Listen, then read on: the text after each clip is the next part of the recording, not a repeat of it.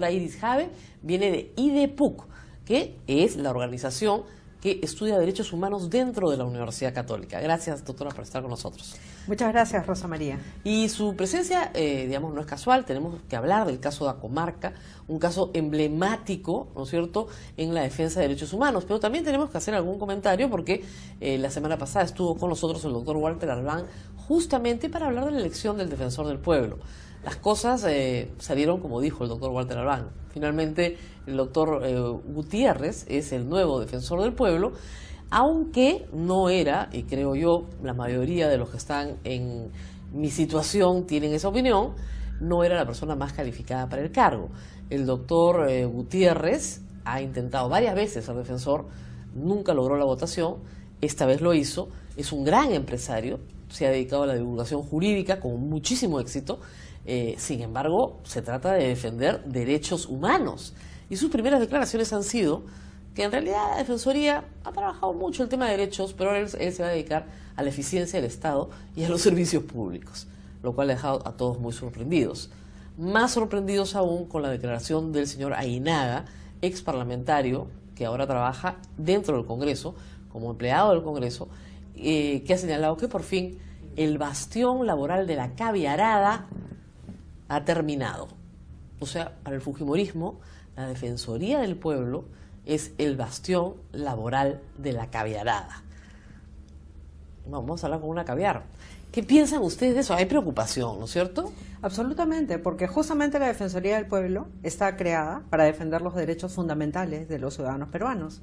Y entonces parece que el actual defensor elegido no conoce a profundidad a qué se dedica esa institución, ¿no? Ahora, derechos fundamentales, la gente dice, ya, los derechos humanos, eso es una ideología. No es así.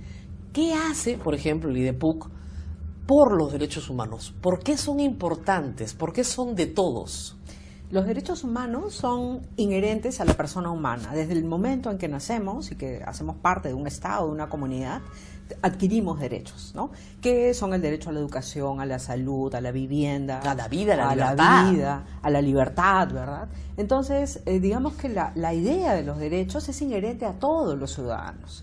Se le ve o se acusa de que se trata de una ideología cuando hay una denuncia acerca de que esos derechos son vulnerados, pero en realidad deberíamos de vivir con los derechos inherentes, adquiridos, sin tener ningún tipo de problema. El tema es que permanentemente tenemos ciudadanos a los cuales se les viola los derechos fundamentales como la vida, ¿no? O el derecho a la educación, o a veces el derecho a la salud, como hemos visto con el caso de las enfermedades. Y cuando se viola el derecho, ¿no es cierto?, la Defensoría es una voz que no va a resolver, pero por lo menos va a ser público y evidente que hay un problema.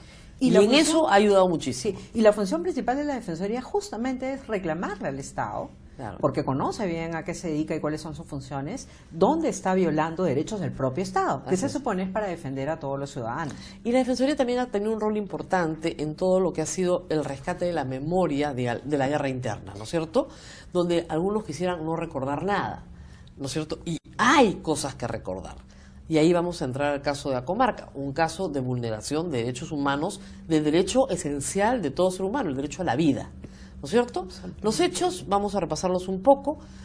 Entran 2 patrullas a un pequeño poblado que se llama Acomarca, ¿no es cierto? Y asesinan a 69 personas. 30 de ellos eran niños. Al principio se dijo que el capitán Telmo Hurtado, identificado en esta masacre, era un loquito, un psicópata, un tipo que se había vuelto loco y había decidido matar gente, ¿no? Una ave extraña dentro del ejército. Por supuesto, fue condecorado varias veces, hasta el año 99, siguió siendo oficial, ojo, los hechos son de hace 31 años, y luego se fue a vivir a Miami, muy feliz, hasta que finalmente se le encuentra, se le extradita, viene al proceso y sucede algo extraordinario. Es la primera vez que un oficial del ejército peruano explica que él no era ningún loquito, sino que obedeció órdenes. Y explica cuál fue la estrategia, no solamente en la comarca, sino en la zona, y qué órdenes recibió y quiénes fueron los superiores que le dieron esas órdenes. Por supuesto, él y los suboficiales que estuvieron ahí, y también, por supuesto, los oficiales que dieron las órdenes han sido todos condenados. Este es un resumen muy apretado de lo que pasó. Pero Vamos a hablar un poquito más de Acomarca. Iris Chávez sabe muy bien qué es esto.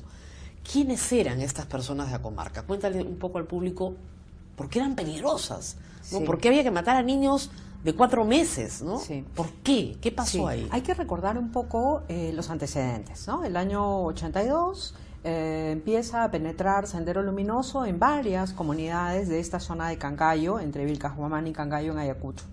Entra y empieza a vincularse con la gente, convocando asambleas.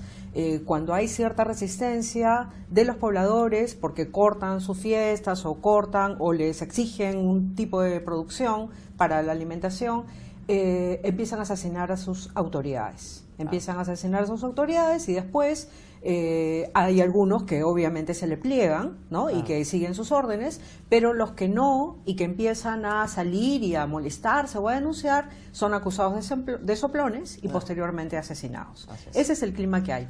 También el ejército confirma, este caso es emblemático por varias razones y lo voy a ir explicando a lo largo.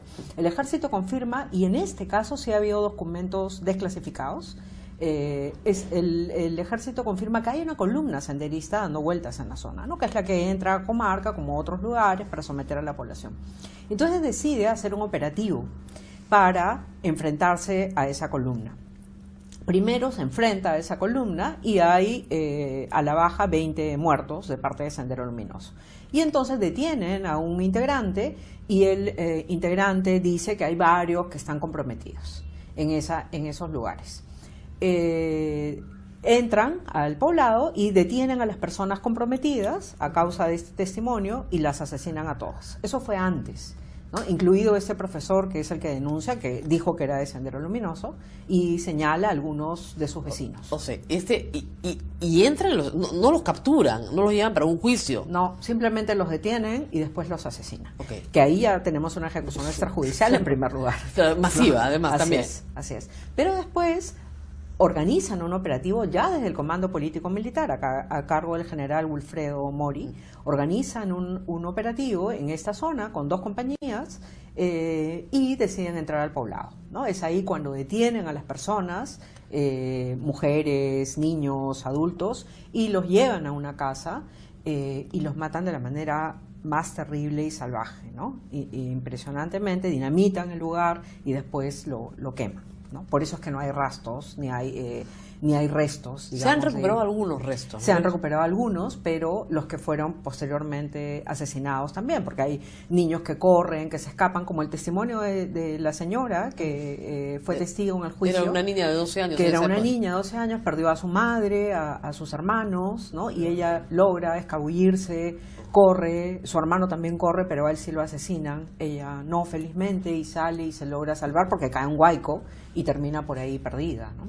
Entonces, digamos que en este caso hay esa primera acción del ejército, que es una acción estructurada de parte de un alto mando militar a cargo de la región Ayacucho, y que confirma la tesis de la Comisión de la Verdad, que en algunos momentos, en determinados lugares, hubo una estrategia antisubversiva que cometía violaciones a los derechos humanos. O sea, una estrategia de aniquilamiento. Absolutamente. Así y es. no son excesos. Claro, ¿no? en vendetta a los asesinatos de Sendero Luminoso.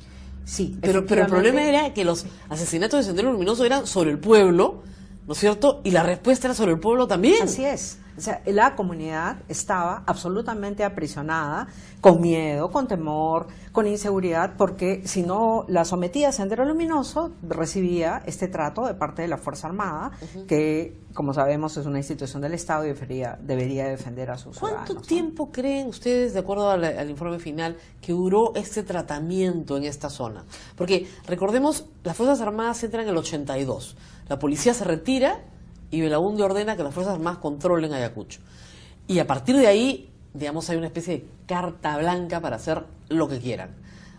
Más o menos lo que quieran, Sí. aunque no sabían cómo manejar el problema. Sí, sí. ¿Cuánto tiempo creen que duró la peor parte de esta estrategia de aniquilamiento? Fue entre el 83 y el 85. El año 84 incluso es considerado y está registrado como el año donde se comete la mayor cantidad de detenidos desaparecidos. ¿no? Que hasta el día de hoy tenemos, según las últimas cifras del Comité Internacional y de la Cruz Roja y la Defensoría del Pueblo, que se habla de más de 15.000 personas desaparecidas que todavía no se sabe nada de ellas ni se sabe de su paradero, ¿no? Ahora, la visión que ha habido de Lima por muchos años, la visión incluso, escuchando a algunos fujimoristas, es, mira, todos eran terroristas, bien matados.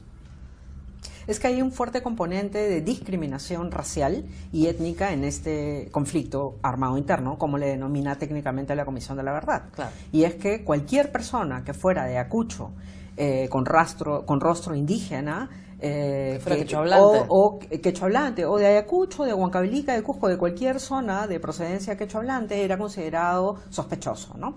También hay que tener en cuenta que la Fuerza Armada, cuando entra... Ahora, eso es una cosa que a mí me parece muy extraña, porque claro, las Fuerzas Armadas también son parte del pueblo, o sea, también tienen rasgos andinos, también tienen, o sea, estás discriminando contra ti mismo, que es una cosa muy extraña. O sea, todos son sospechosos menos los que vestimos uniforme. Sí. Pero los que vestimos uniforme venimos de los mismos pueblos. Lo que pasa es que creo que también hay una distinción de quienes componen en ese momento las Fuerzas Armadas que no vienen necesariamente de comunidades, sino de ciudades. De la costa. Así, de la costa, pero de lugares andinos también, pero de ciudades. Claro. ¿No? Y entonces se penetra un lugar, recuerda que en los años 80 el Perú tiene menos carreteras de penetración, hay menos acceso, hay menos vías de comunicación, y se ve a los peruanos que están en estas comunidades como algo extraño, como si fueran los otros, ¿no? Estas otras personas que se le veía con desconfianza, porque no se conocía el Perú, porque no se conocían entre los ciudadanos, que ese es un problema que tenemos hace siglos, ¿no?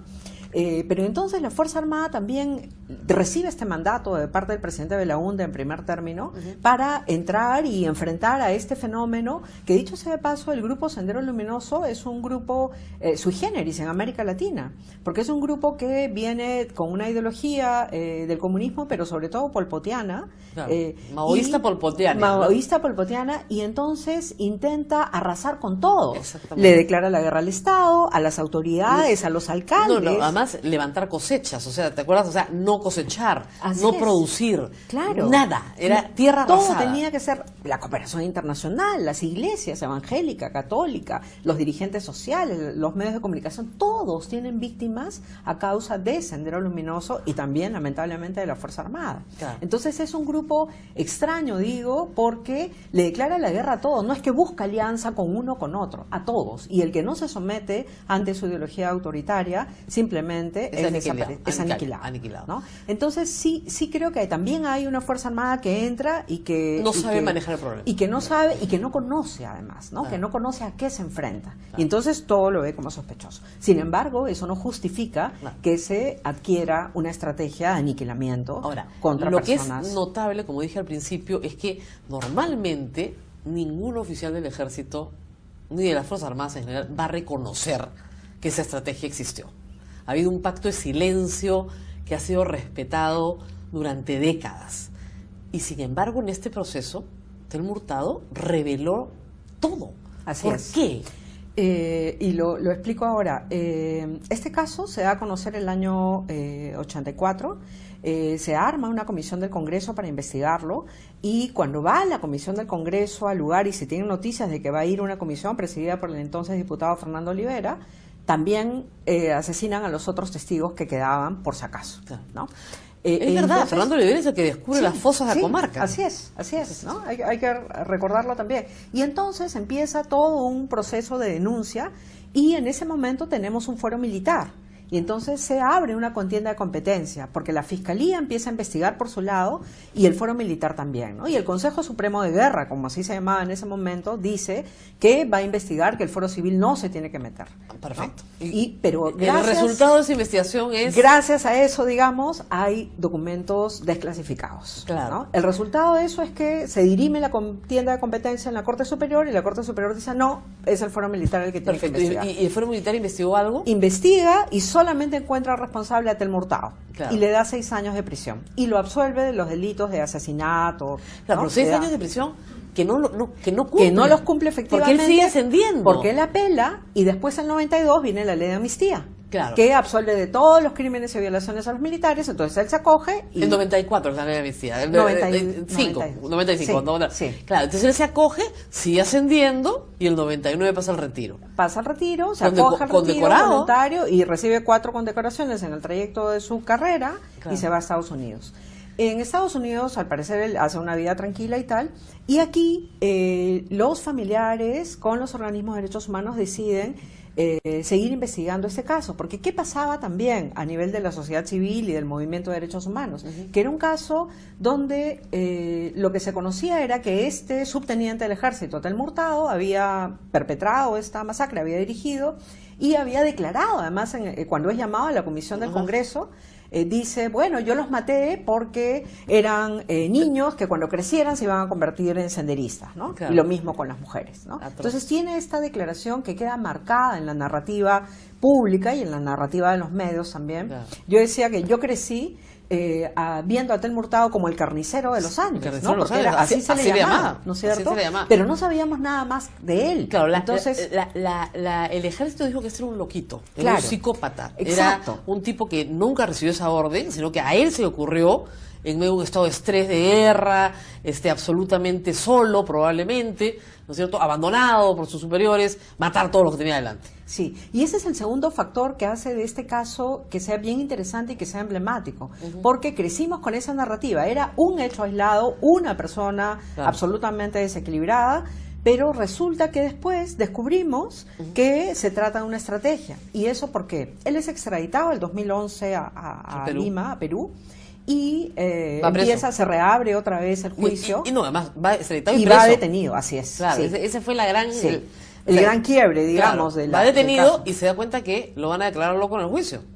Y no solo eso, sino que lo van a Abandonar. abandonar, su comando lo abandona, lo dejan ahí porque ya no tenían contacto con él, y él en el juicio, en su testimonio, dice, bueno, yo no actué solo, yo recibí órdenes porque había una estrategia, había determinados operativos que seguían esa estrategia antisubversiva. Entonces también, ¿y quiénes están involucrados? ¿Quién lo ordenaba? Bueno, también está tal, el general Mori, entre ellos, empieza a hablar. Al final de ese juicio, y esto es un tema conmovedor, al final de ese proceso, los familiares que han seguido todos estos años el juicio, 30 años, se conmueven, se acercan y le agradecen a Tel Murtado. Le agradecen porque le dicen gracias por su testimonio, porque por fin se va a saber la verdad. No es solamente que se perpetró una masacre que usted dirigió, sino que ahora se va a condenar a todos los responsables. Impresionante, ¿no? Agradecerle Impresionante. al asesino de tu familia. Sí. Finalmente es una paradoja, pero le agradecen porque gracias a ese testimonio se abre un proceso más grande de verdad. Es que, claro, probablemente lo que la gente quiere saber es la verdad. Absolutamente. Es qué pasó. Absolutamente. No, hay un vacío gigantesco porque no sabes por qué lo mataron. Porque además hay una suerte de estigmatización en la sociedad. Los familiares de Jomarca, ¿quiénes son? ¿Cómo se llaman? Claro. ¿Cuáles son sus nombres? Son los hijos. Porque ya ni siquiera pueden ser ni los padres ni los hermanos, son los hijos. Entonces ellos se Los han ido hijos haciendo- y los que se escaparon. y los que, claro, como Que son muy la pocos. señora que son muy pocos, cuenta, que ¿no? son muy pocos porque mataron a todos. Así es. Esta tragedia que es tan representativa a nosotros nos conmueve, pero lo que a mí me parece muy doloroso es que no conmueva al resto de la sociedad. Que digan, ay, esos son los de los derechos humanos, ¿no? Oigan, le puede pasar a cualquiera. Así es, así es.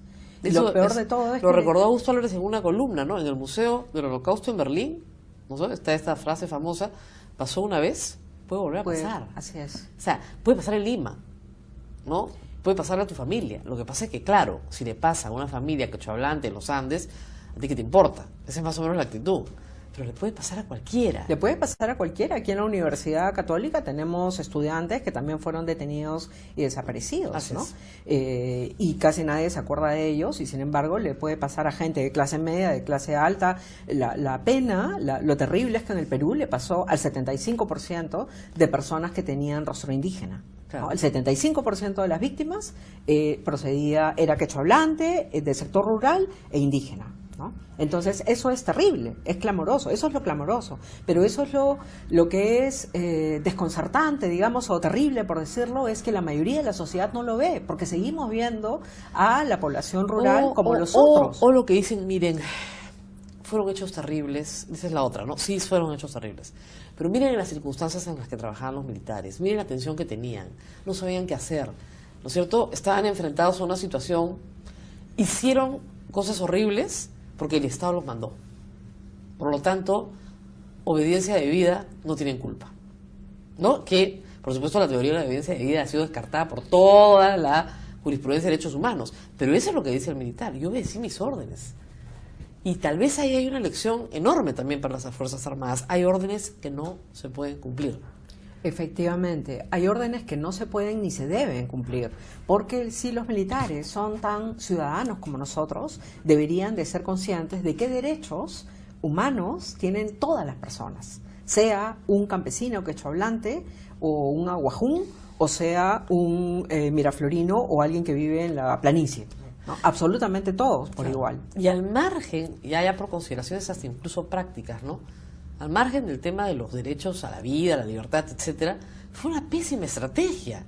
Lo único que hacía era enemistar a la gente con el Estado y plegarse a Sendero Luminoso. Claro, porque lo que ocurre justamente en Ajomarca, y lo dice también el informe final de la Comisión de la Verdad cuando investiga este caso, es que varios de los pobladores, hartos de esta situación, de este abuso, lo que hacían era sumarse después a Sendero Luminoso, claro, ¿no? Y después morían en combate, en fin, desaparecían. Pero decían, bueno, ¿cuál es la salida aquí? Si estos me hacen esto y estos me hacen lo otro. Y otros huían, ¿no? Y otros se refugiaron, los que podían. Los que pudieran huir a Lima, huyeron a Lima. Por eso Lima recibe una migración gigantesca, ¿no? De población desplazada, ¿no?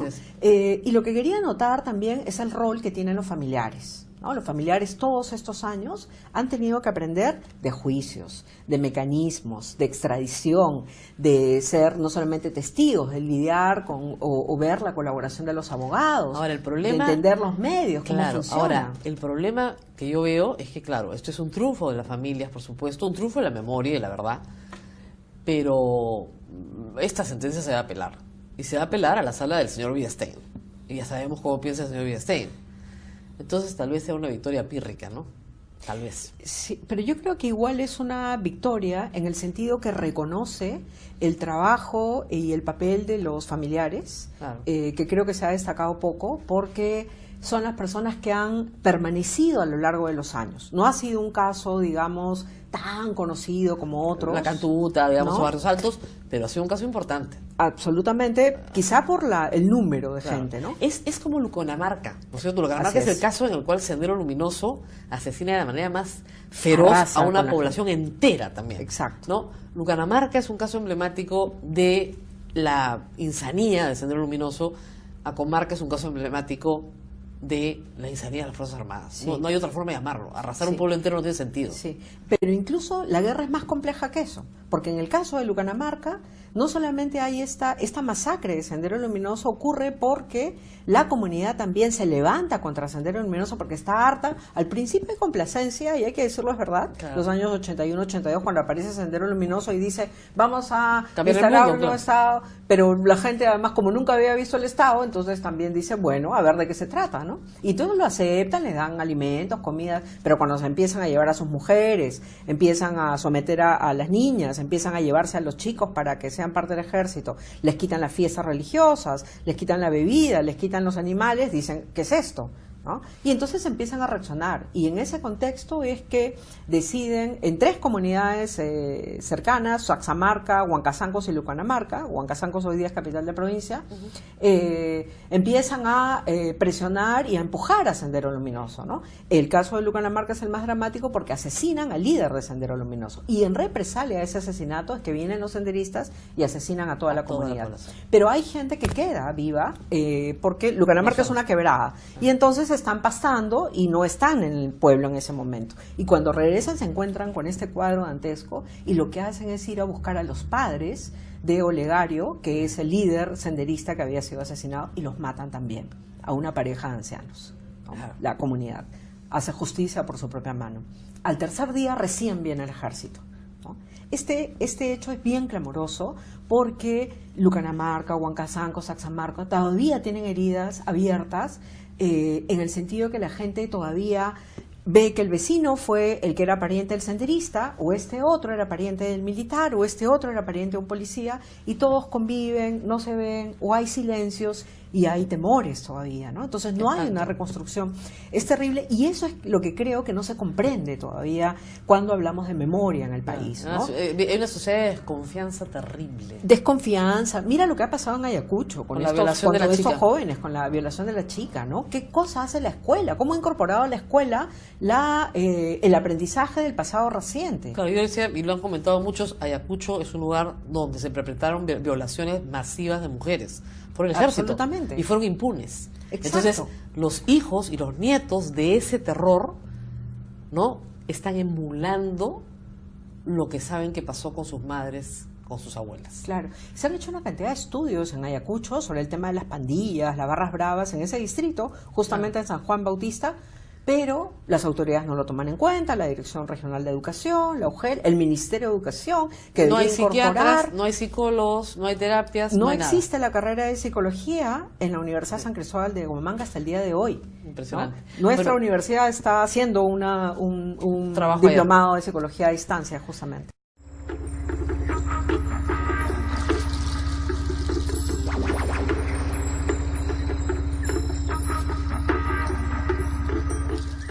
Atilio Borón, una cálida bienvenida al programa. Muchas gracias.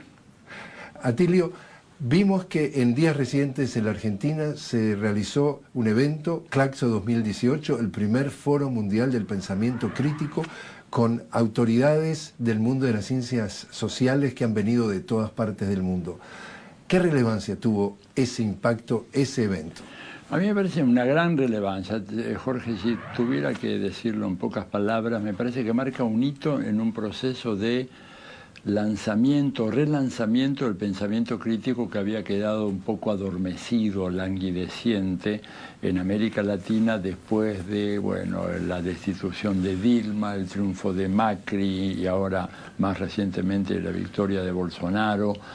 Inclusive habíamos sufrido mucho cuando en Colombia se votó en contra de los acuerdos de paz. Eso produjo un desánimo generalizado, porque un país que había estado 50 años en guerra de repente le dan la posibilidad de votar por la paz y votan en contra.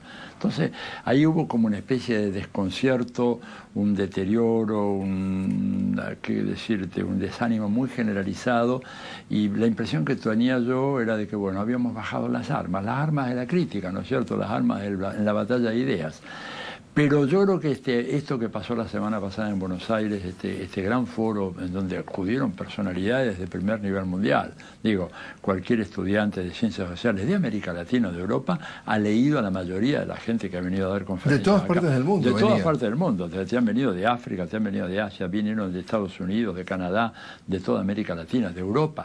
Entonces, un nivel realmente impresionante, demostrando que el pensamiento crítico está vivo, que el capitalismo no ha resuelto ninguno de los problemas que habían declarado que iban a resolver, que el neoliberalismo ha fracasado en todas partes. La prueba está que Trump, ¿verdad?, arrojó por la borda la globalización neoliberal, el Tratado Transpacífico, todo aquello porque no funcionó allá. Imagínate si el neoliberalismo va a funcionar acá, ¿verdad? Pero además como que hemos recuperado la fuerza para decir vamos otra vez a librar esta gran batalla de ideas, ¿no es cierto? Y tenemos con qué hacerlo. Y además entendemos muy bien por qué ellos, cuando digo ellos, digo la gente del G20 que se va a estar reuniendo en Buenos Aires unos pocos días más, ¿verdad?, a fines de noviembre, principio de diciembre, porque ellos no quieren discutir con nosotros, porque no resisten una discusión, hay que decirlo. Hay un blindaje mediático que hace aparecer como inexpugnables los argumentos de esa gente, cuando en realidad son argumentos que pueden ser fácilmente rebatidos con las pruebas de la historia, no la retórica, ¿no?, sino la evidencia histórica, los duros hechos. Y en el caso de Buenos Aires fue la primera vez que en América Latina el G20 se reúne en esta parte del planeta. ¿Irónico? Sí, hay o más que sí, es una ironía, pero al mismo tiempo refleja el tremendo apoyo que ha recibido el gobierno de Macri, ¿verdad?, de la comunidad financiera internacional, de las instituciones financieras internacionales, de las... ¿Para que se endeude? Para que se endeude, porque es un negocio fenomenal. Poca gente sabe que cuando se concede un préstamo de este tipo, los actores intermediarios, que suelen ser bancos de aquí, de la Argentina, o de América Latina, o de Estados Unidos, cobran comisiones millonarias. Una de las últimas comisiones, y no para todo el préstamo, hablaba de 600 millones de dólares. Y un préstamo de 57 mil millones de dólares del Fondo Monetario Internacional, que es el más grande que otorgó el Fondo a América Latina, superior inclusive al que le otorgó al gobierno de México cuando se produjo el derrumbe por el efecto tequila en 1995, que ahí Bill Clinton dio una orden, demostrando además que el Fondo Monetario Internacional es una agencia más del gobierno de Estados Unidos, cosa que, por ejemplo, un teórico brillante como era Zbigniew Brzezinski, recientemente fallecido, él era un hombre, digamos, muy de derecha, pero yo lo apreciaba mucho porque era muy franco. Él en su libro decía, no, el Fondo Monetario Internacional y el Banco Mundial son agencias del gobierno norteamericano, no nos engañemos entre nosotros. Lo decía un gran personaje de la derecha, pero además que tenía la virtud de ser honesto, ¿verdad? Cosa que muchos de sus colegas ideológicos no lo son, te dicen mentiras. Y entonces ahí se probó muy claramente. Clinton, ¿qué dijo? Que México se derrumba, 50 mil millones de dólares, a los 2 días se lo daban. Y dijo, cuando vivimos en un vecindario de casas de madera, si veo que la casa al lado se incendia, lo primero que debo hacer es acudir a apagar el incendio. Y lo hizo. Pero este préstamo fue todavía mayor. Claro que el dólar de hoy no es el dólar del 95, pero es sin duda uno de los más importantes préstamos del fondo en toda su historia. Estamos hablando de que el presidente Macri cumple 3 años en diciembre de haber llegado a la presidencia. Dice, tuvimos oportunidad de hablar entonces con la diputada nacional Gabriela Cerruti, desde que llegó Macri al poder se ha perdido el 18% del poder adquisitivo de la gente, 15% en el último año. Argentina con Macri, ¿mejor o peor? No, mucho peor. Ha sido un verdadero desastre, una calamidad. Con esto no quiero decir que antes estábamos en un paraíso, antes teníamos problemas también, ¿verdad? Creo que la economía argentina ha tenido esos famosos ciclos de stop and go, ¿no? O sea, relanzamiento y estancamiento. Esto es histórico en la Argentina desde el 45 para acá, por toda la reestructuración interior y por cómo funciona la economía mundial. Esto ha sido siempre así. Pero lo de Macri, ¿verdad?, nos acerca a los peores momentos del derrumbe de la convertibilidad año 2000, 2001, ¿verdad? Un país que a ver, Macri dijo cuando era candidato que controlar la inflación era una cuestión elemental y que cualquiera podía hacerla. La inflación se ha disparado con él a niveles casi inéditos en la Argentina. ¿A cuánto estamos hablando? En este momento se sospecha, porque hay algunos, todavía falta un mes, pero si siguen los índices de esta manera vamos a llegar probablemente al 50% de inflación solo en este año. Hiperinflación. Una hiperinflación. Y los salarios reales han caído este año por lo menos 23-25%. Las remuneraciones de los pensionados cayeron aún más. Y entonces estamos en un país muy endeudado. El endeudamiento que ha hecho Macri ha sido de una irresponsabilidad gigantesca, porque uno podría decir, bueno, yo admito el endeudamiento, pero renuevo el sistema de transporte, construyo hospitales, construyo escuelas, construyo universidades, hago nuevos caminos. No ha hecho nada. Ese dinero llegó acá, ¿para qué? Para que el círculo rojo, o sea, los grupos económicos dominantes que manejan los grandes bancos, las grandes empresas, etcétera, tomaran ese dinero y lo fugaran. Eso que motivó inclusive una llamada de atención del propio Fondo Monetario Internacional, en donde le dijeron a Macri, mire, no le hemos dado toda esta enorme suma de dinero para que sus amigos fuguen el capital. En paraísos fiscales. En paraísos fiscales. Y no paguen impuestos. Y no pagan impuestos en la Argentina. Después quieren déficit cero, pero acá en este país, como en muchos países de América Latina, si vos sos rico, vos no pagás impuestos. Si vos tenés una gran empresa, no pagás impuestos, porque ahí están los famosos tax holes, como le dicen en Estados Unidos, los agujeros fiscales que te permiten tener fenomenales ganancias y no pagar un centavo. Pero los otros sí. Los escépticos también dicen que en realidad el modelo a nivel global, a nivel mundial, que trata de imponer Macri es, dado que en los gobiernos anteriores de los Kirchner hubo avances en los programas sociales, por lo tanto, producir un obrero, una persona, un trabajador cuesta más por hora porque lleva cargas sociales importantes, trata de desmontar ese esquema para vender al mundo que ahora Argentina es otra vez mano de obra barata y por lo tanto atraigan los capitales a explotar argentinos. ¿Es demasiado exagerada esa visión? No, yo creo que esa es la visión que esta gente tiene, pero es absolutamente irrealista. Digo, basta, por favor, contraten un equipo de sociólogos serios para que le digan la verdad. Eso no lo van a poder hacer. ¿Y lo tenía en mente o pensaba? Lo tenían en mente y lo siguen teniendo en mente, pero es inviable eso. Es inviable porque este país tiene una tradición, digamos, de derechos sociales, derechos laborales, legislación laboral, ¿verdad?, que se originan fundamentalmente en los años del peronismo y que han seguido después. Un movimiento obrero fuerte, si bien está muy burocratizado y a veces no es de lo mejor, pero bueno, de todas maneras tiene capacidad reivindicativa y la gente sale a protestar. Además, yo digo, ¿qué tiene de malo que en la Argentina, ¿verdad?, se haya logrado algo que yo estoy orgulloso de eso, que es casi todos los adultos mayores en este país están protegidos por un régimen de jubilación y de pensión? Yo creo que esto fue uno de los logros más importantes del gobierno de Cristina Fernández, que esta gente ahora quiere desmontar todo eso.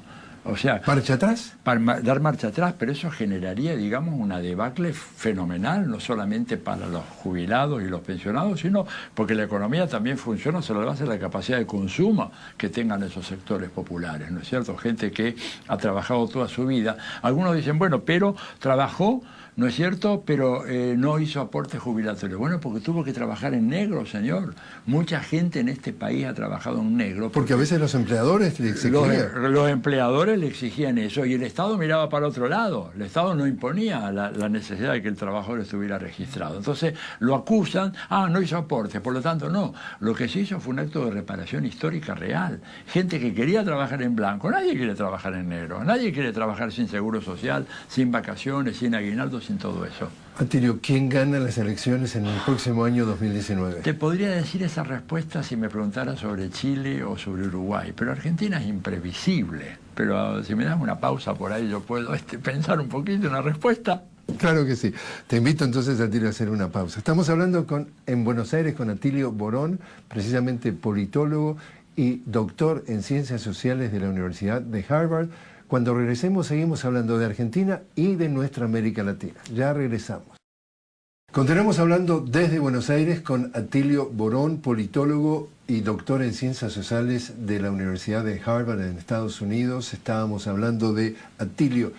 ¿Quién puede ganar las elecciones presidenciales en Argentina el año próximo 2019? Mira, hay muchas... Y Argentina es un país que está comprobado por los sociólogos, analistas de mercado, expertos en la opinión pública, que es un país que tiene enorme variabilidad a muy corto plazo de las opiniones y las preferencias políticas, ¿verdad? Por contraposición a países que son mucho más estables, tipo Uruguay y Chile, donde es más fácil hacer un programa de años en otros países. Pero... Cristina Fernández de Kirchner, exactamente, va como candidato y arma algo parecido a lo que es el Frente Amplio Uruguayo, ¿verdad? Es decir, una cosa que no sea solo peronismo o kirchnerismo, sino que incorpora a sectores importantes que pueden acompañarla, porque están muy enojados con el gobierno de Macri. Ese es un escenario, y en ese escenario, teniendo en cuenta que las perspectivas económicas de la Argentina para el 2019, gracias a los amigos del fondo, son terribles, dichos por ellos mismos, bueno, podría Cristina producir una derrota del gobierno de Macri. Ahora, si Cristina por alguna razón es inhabilitada, le aplican el modelo Lula, ¿verdad? La inhabilitan o la ponen presa. El lawfare. El lawfare, claro, porque la justicia federal en la Argentina, como la de Brasil, obedece absolutamente a los factores de poder tradicional. Ahí va, la guerra jurídica nueva, que es claro. Como dice Correa, es la operación Cóndor 2.0. La operación Poderlán, donde ya no necesitan los militares, te basta con jueces, periodistas corruptos, jueces corruptos, legisladores corruptos, y con eso inhabilitas a cualquiera. Si la inhabilitan, ahí el escenario es otro, porque no hay duda de que ella es una líder nacional que no tiene parangón en ningún otro político, digamos, Argentina, no solamente en su campo, sino inclusive cuando mirás los políticos mismos del gobierno, yo creo que ninguno resiste hace un debate así tete a tete con Cristina. Digamos, vos ponés a Cristina a debatir con Macri, pobre Macri, queda despedazado, ¿verdad? O con Larreta o con la María Eugenia Vidal, digamos, no tienen cómo... Entonces, o sea, no te animas a hacer un pronóstico. No, la verdad que no, porque sería irresponsable teniendo en cuenta tantos factores que son aleatorios y que no sabemos cómo se van a articular. América Latina. Claroscuros. Estamos viendo, por un lado, México, cuando llega el 1 de diciembre Andrés Manuel López Obrador al poder, y por el otro lado acaba de llegar a poder en Brasil Jair Bolsonaro. ¿Cómo lo lees? Y lo leo como esas contradicciones. Lo del caso de Bolsonaro es una tragedia. Creo que lo dijo Dilma Rousseff, ¿no es cierto?, ahí en ese foro. Y es una tragedia para toda América Latina, por lo de Brasil. Como decía Kissinger, que era un criminal de guerra, pero a veces decía cosas que eran ciertas. Decía, para donde se incline Brasil, se inclinará América Latina. Digamos, desgraciadamente, lo de Bolsonaro es una cosa espantosa, ¿verdad? Homofóbico, racista, misógino, xenófobo, reaccionario. ¿Extrema derecha? Extrema derecha radical, personalidad fascista, ¿verdad? Más que otra cosa, ¿verdad? No es que va a armar el fascismo, porque fascismo es un fenómeno histórico, ya no podés reeditar eso, pero podés reeditar cosas peores. Yo siempre digo, llamando la atención, porque mucha gente dice, bueno, ¿por qué no decís que esto es una dictadura fascista? Por ejemplo, yo no decía en la Argentina, no lo era. Ni Bolsonaro va a poder hacerlo, porque el fascismo es un régimen de movilización y organización de masas. Lo que hace hoy Bolsonaro o lo que hace hoy Macri son regímenes de desmovilización y desorganización de masas. Y además el fascismo fue siempre fuertemente estatista y esos tipos son libremercadistas, pero pueden ser más crueles y más sanguinarios. Y pongo un solo ejemplito chiquito, pues estamos en televisión. Gramsci sobrevivió 11 años a la cárcel fascista de Mussolini. En la Argentina, un tipo como Gramsci hubiera desaparecido en 24 horas, muerto y desaparecido. ¿Y México? México es un viento de esperanza, una brisa de esperanza que nos viene de allá. Es el político más honesto de México en los últimos 50 años, lo digo, lo he dicho muchas veces, y hay que decirlo, un hombre que siempre vivió con una austeridad increíble en un ambiente en donde un político de provincias en México era un millonario. Juan Carlos Monedero, fundador de Podemos, dijo acá, también lo ha dicho antes, que si bien llegó a Andrés Manuel López Obrador, AMLO ganó el poder, ganó el gobierno, no ganó el poder. Es cierto, pero en general cuando llegas al gobierno no ganas el poder. Esa fue la gran enganifa que hicieron los politólogos europeos, norteamericanos y los nuestros en América Latina cuando se caen las dictaduras diciendo, bueno, ahora el poder pasa a mano del pueblo. Macana, porque el poder no está puesto en discusión. Lo que está puesto en discusión es el gobierno, y con el gobierno controlas una parte, pero por ejemplo no controlas el sistema de medios, que es el sistema nervioso de la sociedad moderna. Dicho esto por un señor, un gran científico que emigró a los Estados Unidos después de la guerra, Norbert Wiener, que es el inventor de la cibernética. Norbert Wiener, ¿verdad?, decía, la sociedad moderna tiene un sistema nervioso y es el sistema informativo, que está controlado hoy en día por oligopolios cerrados que hacen de su poderío un negocio. En toda América Latina. Y yo te diría en todo el mundo, porque fíjate, no es muy diferente el panorama en Europa. Vas a España, por ejemplo, no tenés demasiada alternativa, ¿no? Y en Estados Unidos, 6 corporaciones controlan el 94% del contenido informativo de 320 millones de estadounidenses. 6 corporaciones, lo repito porque el público va, 6 controlan el 94%. Eso no es democracia, porque esas corporaciones no responden, son irresponsables. No responden a la opinión pública. No responden a la opinión pública, no admiten ser controladas por la opinión pública, y no son entes privados, son entes públicos, porque ahí está la gran trampa. Te dicen, no, pero son empresas privadas. Señor, el carácter privado público está dado por el impacto de su gestión, por lo que usted hace, no por la característica jurídica de su empresa. Entonces tiene que haber un control. No digo que sea un control opresivo, pero sí, por ejemplo, garantizar que la opinión pública tiene derecho a ser informada de una manera ecuánime. Como un derecho... Exactamente, un derecho humano, que a mí me digan la verdad, que me hagan escuchar esta cara y la otra cara. Las dos voces quiero escuchar, y esto no está garantizado. Entonces, redondando tu pregunta, AMLO llega al gobierno, va a tener que hacer un esfuerzo enorme para controlar otro de los factores de poder fundamentales, que es el capital financiero, que siempre ha jugado en contra de los gobiernos democráticos, desgraciadamente, anteponiendo sus intereses económicos a los intereses del bienestar general de la población.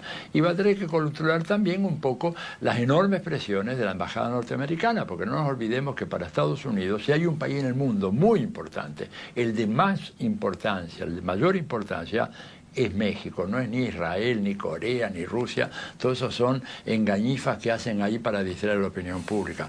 Por algo, la primera doctrina de política exterior de Estados Unidos, la Monroe, por algo el primer tratado que establece Estados Unidos después de la Segunda Guerra Mundial para evitar que la Unión Soviética se abalance sobre el mundo, es América Latina. Primero el TIAR y 2 años después la NATO. ¿Por qué? Como me lo dijo a mí un colega hace muchos años, dice, mira, a nosotros nos interesa mucho más preservar América Latina del comunismo soviético que de Europa, que los europeos se arreglen, pero América Latina es nuestra. América Latina para los americanos, para los Estados Unidos. Te invito a hacer una nueva pausa, Atilio. Estamos hablando con Atilio Borón, politólogo y doctor en Ciencias Sociales de la Universidad de Harvard, sobre Argentina. Lo estamos haciendo desde Buenos Aires, pero sobre nuestra América Latina. Enseguida volvemos.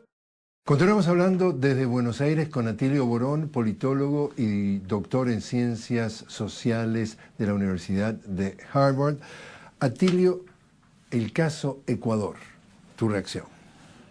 Profundo dolor, ¿no es cierto? Un profundo dolor porque Ecuador no se merece vivir lo que está viviendo, ¿verdad? Una regresión fenomenal, un atropello a los derechos humanos fundamentales, la liquidación de la Corte Constitucional reemplazada por personas así arbitrariamente impuestas por el gobierno, el encarcelamiento sin pruebas del ex vicepresidente Rafael Correa, Jorge Glass, las amenazas en contra de Julian Assange, refugiado allá en Londres, un hombre que está preso y ha sido defendido por el presidente Correa, concediéndosele el asilo diplomático porque dijo la verdad, porque nos permitió conocer la verdad y por eso lo quieren ajusticiar, porque no es que le quieren ofrecer un trato justo. Assange, si sale de la embajada del Ecuador, va a ser asesinado en una cárcel de presos comunes en Los Ángeles, en South Central Los Ángeles o algo así, que es de las peores que hay en los Estados Unidos.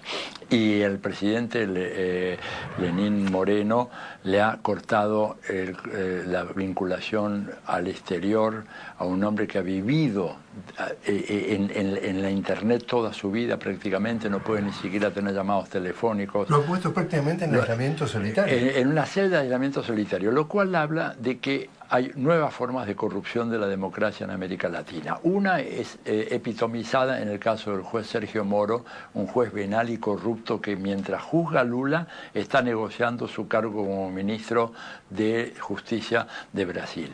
Y el otro caso es el caso de Lenín Moreno, que es un hombre que se vendió. Se vendió, le pusieron el dinero, como se dice en México, le llegaron a lo que quería, ¿no es cierto? Y después de haber dicho durante toda su campaña, yo estuve en Ecuador y acompañando su campaña, que el presidente Correa había sido, después de Eloy Alfaro, el más grande presidente del Ecuador, de repente lo convierte en un criminal, un delincuente, acusándolo de todo. Y eso es producto de que, bueno, la CIA ha hecho una gran operación, torciendo totalmente la voluntad del electorado que no quería que gobernaran los banqueros otra vez, ni que gobernaran los socialcristianos, y Lenín Moreno le está sirviendo en bandeja ese gobierno precisamente a los banqueros, a los socialcristianos, a la gente más corrupta del Ecuador, que fue la que ocasionó el desplome aquel gigantesco con el cual Ecuador perdió su moneda y echó al exterior a millones de ecuatorianos. El feriado bancario. El feriado bancario, famoso feriado bancario, que es un eufemismo para hablar de la gran estafa en contra del pueblo ecuatoriano, que ahora Lenín Moreno le ha servido en bandeja otra vez mediante su infame traición. Año próximo, 2019, elecciones presidenciales en Bolivia. Va a estar muy interesante eso. Bolivia, que es un país que de la mano de Evo Morales ha tenido un crecimiento económico fenomenal, y no solamente crecimiento económico, un cambio cultural, un empoderamiento de las etnias originarias, una promoción social social como nunca se había visto en Bolivia en 500 años, y pese a lo cual, bueno, las elecciones no aparecen como estar garantizadas para Evo Morales. Hay toda una discusión acerca de si efectivamente lo que él quiere hacer es constitucional o no. Yo creo que sí, pero bueno, hay opiniones divergentes, y Evo va a ser objeto, ya te lo puedo anticipar, Jorge, a partir de, supongo, marzo del año que viene, una tremenda campaña de difamación, porque no lo pueden poner preso, porque no hay absolutamente nada. Tampoco la había con Lula, pero igual Moro lo condenó por su convicción. Y a Jorge Glass en Ecuador. Y a Jorge Glass en Ecuador. Sería muy difícil hacerlo con Evo, no lo descarto, son capaces de hacer cualquier cosa, porque, a ver, en un contexto tan internacional, tan cambiante y amenazante para Estados Unidos, con China emergiendo como una fuerza fenomenal, con Rusia volviendo a los primeros niveles de la política internacional, con la India que viene de a poquito pero que está convirtiéndose en un gran actor, Estados Unidos quiere asegurar monolíticamente esta región, y ahí no va a haber escrúpulos ni nada que valga para, si es necesario, digamos, matar a un presidente. Lo van a matar, cuidado con eso, y si no, se lo encarcela o se lo trata de destruir mediante ofensivas mediáticas fenomenales como las que hemos conocido, por ejemplo, acá en la Argentina, o con blindajes mediáticos, porque acá en la Argentina tenemos a nuestro presidente involucrado en los Panama Papers, involucrado también en otras cosas que salió en Bahamas, y de eso la prensa no habla ni una palabra, hay silencio total. Por último, volvió entonces la doctrina Monroe con turbo y con sexta velocidad, sí. Es decir, Estados Unidos diciendo América para los estadounidenses. Sí, absolutamente. Ellos hicieron un abandono retórico. John Kerry, digamos que era el último secretario de Estado de Obama, un poco decía eso, pero con Trump eso es evidente. Nunca ellos van a abandonar América Latina, porque América Latina es un continente absolutamente indispensable para los Estados Unidos. Te lo pongo en un minuto. También en un seminario uno dijo, off the record, no me lo dijo a mí, en esas cervezas que se hacen normalmente en esos seminarios académicos en Estados Unidos, me dijo, mira, Tirio, si por alguna catástrofe ecológica desapareciera Europa, desapareciera Asia, desapareciera África, Oceanía, nosotros con ustedes nos arreglamos. Con que se quede América Latina, con que se quede esta gran isla americana, con las inmensas riquezas que tenemos, mantenemos el modo americano de vida por 2 siglos. Y entonces, claro, con gobiernos que no es que son gobiernos revolucionarios, todos ellos, salvo Cuba, pobre, que ha sostenido heroicamente su revolución durante 60 años, pero gobiernos que de alguna manera pongan una pequeña traba o que quieran favorecer la convergencia, la unión de América Latina, eso es visto ya como una amenaza mortal, y van a hacer cualquier cosa para frustrar ese proyecto.